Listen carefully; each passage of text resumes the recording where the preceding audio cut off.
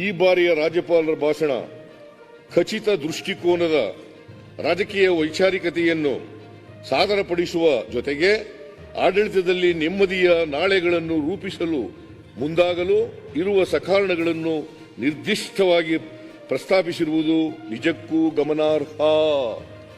ಇದು ಯಾರು ಹೇಳಿರೋದು? ಸಂಯುಕ್ತ ಕರ್ನಾಟಕದ ಎಡಿಟೋರಿಯಲ್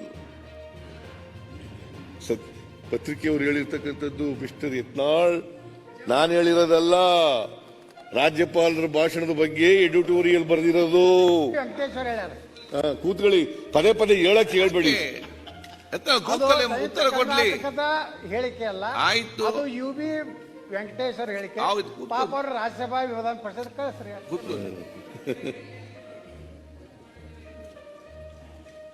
ಹೊಸ ಹಾಡನ್ನು, ಇಂತಹ ಹೊಸ ಜಾಡನ್ನು ತುಳಿದ ರಾಜ್ಯಪಾಲರ ಭಾಷಣಗಳು ಬೆರಳೆಣಿಕೆಯಷ್ಟು ಮಾತ್ರ.